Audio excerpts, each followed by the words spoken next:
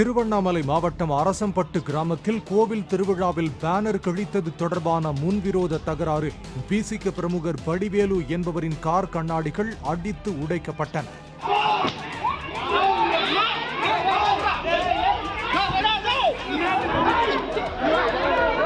தனது பேனர் கிழிக்கப்பட்ட ஆத்திரத்தில் வடிவேல் மது போதையில் தனது காரை வேகமாக ஓட்டி தெருவில் இருந்த தென்னை மரத்திலும் படுக்கை கல் மீது மோதி சென்றதாக கூறப்படும் நிலையில் ஆத்திரமடைந்த சிலர் அவரது கார் கண்ணாடிகளை அடித்து உடைத்தனர்.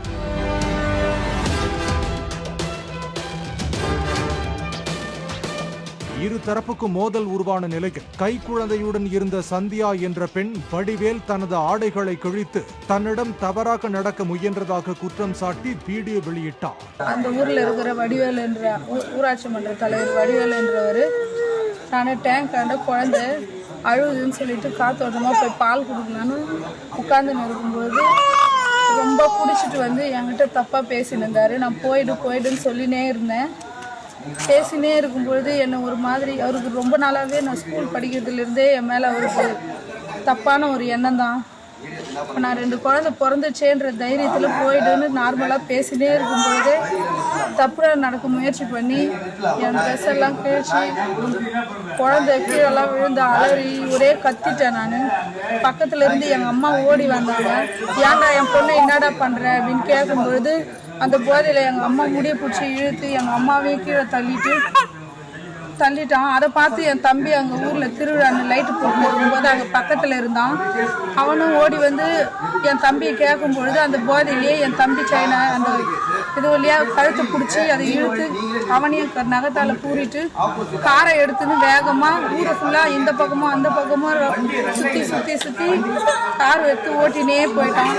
கார் கொஞ்சம் இல்லைன்னா அந்த காரில் அந்த வழியில் இருந்த எல்லார் மேலேயும் ஏற்றிருப்பான். உங்களுக்கு டவுட்டுனா அந்த ஊர்ல இருக்கிறவங்க எல்லாரையுமே போய் கேளுங்க அவங்க கார் எப்படி ஓட்டினாங்க. என்னை இந்த மாதிரி இந்த 2 குழந்தை பிறந்துட்டு பிறகு என்னை இந்த மாதிரி பண்ணலாமா? என் பிள்ளைங்களோட ஃபியூச்சர் என்ன ஆகுறது? நான் பொண்ணு பெற்று வச்சுனுங்கிறேன். இந்த மாதிரி என்னை இப்படி அசிங்கப்படுத்திட்டாங்க. நான் அப்பயே சொல்றேன் போயிடுதானே நான் தலைவர், என்னை ஒன்றும் பண்ண முடியாது. எனக்கு வந்து பழனி ஊரில் பழனி கட்சியில் இருக்கிறான், அவன் புள்ள இருக்கிறான், என்னெல்லாம் ஒன்றும் பண்ண முடியாது. நான் விடுதலை கட்சியில் இருக்கிறேன், என்னை யாருமே எதுவும் பண்ண முடியாதுன்னு அவ்வளோ திமிராக பேசுகிறான்.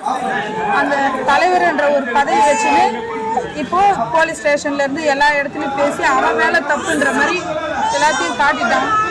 இப்போ நான் ஒரு பொன் குழந்தைய வச்சுன்னு இந்த மாதிரி என்னை அசிங்கப்படுத்திட்டு நான் எப்படி இந்த புள்ளியை வச்சு நான் எப்படி இருக்குது? எனக்கு 2 குழந்தை இருக்குது. 2 குழந்தை இருக்கிற நேரத்தில் எனக்கு இதெல்லாம் இந்த அசிங்கம் தேவையா?